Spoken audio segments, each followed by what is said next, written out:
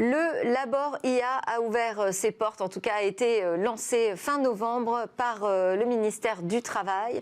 C'est un projet financé par le ministère du Travail pour mieux cerner donc ces effets de l'intelligence artificielle sur les conditions de travail, le recrutement, l'emploi ou encore même le dialogue social. Ce sont des effets qui sont encore peu connus ou mal connus. On en parle tout de suite avec François-Xavier Petit. Bonjour. Bonjour. Vous êtes donc le directeur général de Matrice, opérateur de Labor IA. On va déjà expliquer ce qu'est Matrice et pourquoi Matrice est en charge de ce projet. C'est un institut d'innovation ?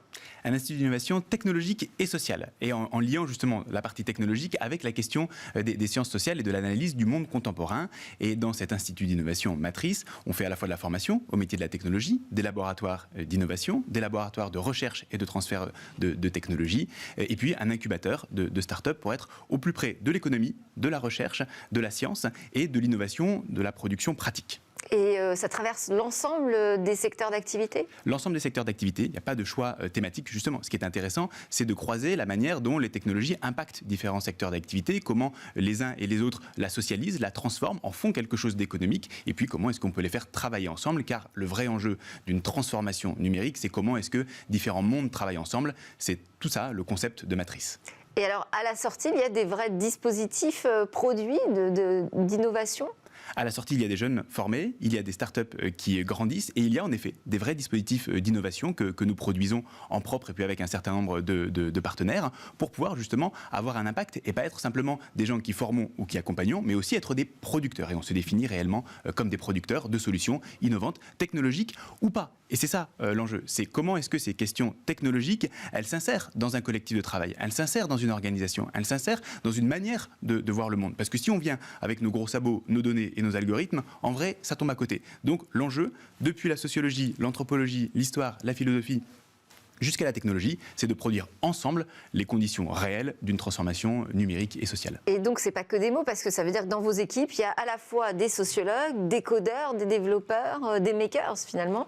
Exactement, des start-upers, des designers, des gens spécialisés en intelligence artificielle, d'autres sur d'autres technologies. Oui, c'est ça le concept de Matrice, qui est aujourd'hui une communauté de plus de 300 personnes actuellement formées dans les programmes. Et nous, notre équipe, on est une cinquantaine. Alors moi, j'ai bien aimé une phrase, je crois que l'on vous doit. Ceux qui font la société numérique ne peuvent pas se dispenser de la pensée.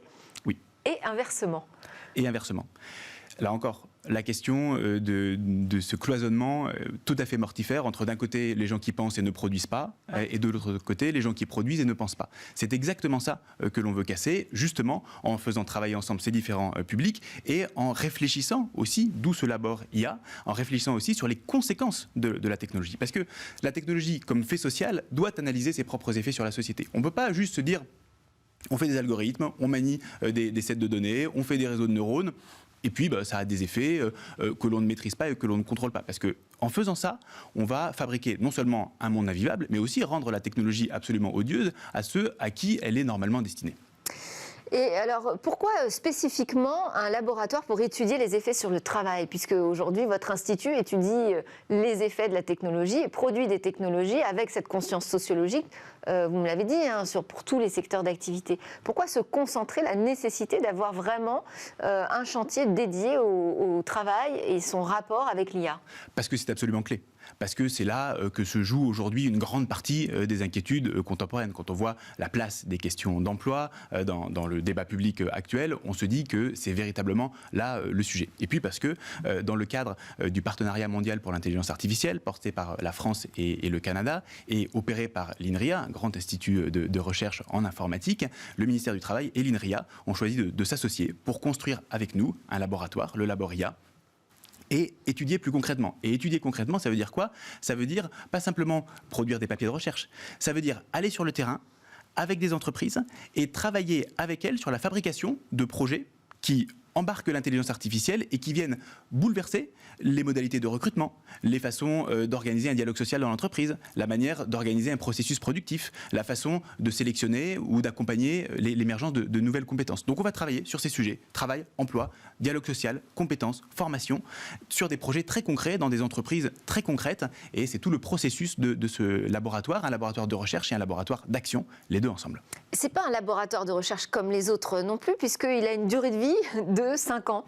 Donc il y a un programme, une organisation, un planning. Quelles sont les premières échéances ? Tout à fait. Il a un programme, il a une durée limitée et c'est aussi comme ça que l'on fait en sorte d'avancer plus vite avec 3 grands jalons principaux. Le premier, on va mener un baromètre de l'utilisation de l'intelligence artificielle en entreprise. Et donc on va travailler sur cette question pour saisir finement comment est-ce que l'intelligence artificielle a pénétré la vie concrète des entreprises aujourd'hui. Premier sujet. Deuxième sujet, ce sera plutôt tourné vers la formation, où on va embarquer. Juste sur ce baromètre donc, ne sera qu'un indicateur, j'allais dire quantitatif, mais pas qualitatif. Si, quantitatif et qualitatif, bien évidemment. Et ça, nous, on ne peut pas séparer les deux. Ça, c'est la partie plus socio-anthropologique. Parce que vous pensez qu'on peut déjà constater aujourd'hui les premiers effets de transformation du travail ? Oui. Tout à fait. On peut déjà constater ça. On peut déjà vraiment lié à l'apparition de logiciels intelligents ? Clairement, dans la manière de recruter. Par exemple, les intelligences artificielles ont déjà été utilisées pour faire le tri de CV. D'ailleurs, il y a une expérience qui avait été menée par Amazon il y a quelques temps et qui a dû être arrêtée puisque Amazon s'est aperçu que par le truchement de l'intelligence artificielle, elle renforçait les biais et faisait en sorte d'augmenter la population masculine et de diminuer la population féminine dans ses recrutements. Parce que l'algorithme apprenait sur les données qu'il avait, une population majoritairement masculine, et donc reproduisait ça. C'est typiquement ça qu'il faut être capable d'étudier, sans dire qu'il faut jeter les algorithmes à la poubelle, mais en disant comment est-ce qu'on le contextualise ? Comment est-ce que l'on fait de ce biais de l'algorithme les éléments d'une action spécifique de l'entreprise, les éléments d'un dialogue social à l'intérieur de l'entreprise ? Et là, ça devient particulièrement intéressant. Parce que l'IA peut avoir un impact sur le dialogue social ? Absolument. Et on ne peut pas, aujourd'hui, on ne peut plus s'en tenir au cadre classique du dialogue social en laissant de côté la question technologique. D'ailleurs, bien au-delà de l'intelligence artificielle. L'organisation même du travail est aujourd'hui très largement portée par des outils technologiques qui sont l'armature du monde contemporain et l'armature de l'entreprise. Le nombre d'emails que vous envoyez, le nombre d'outils et de services que vous utilisez, la façon même dont vous pensez, le reporting des projets, tout cela est tenu par des questions technologiques tout à fait puissantes.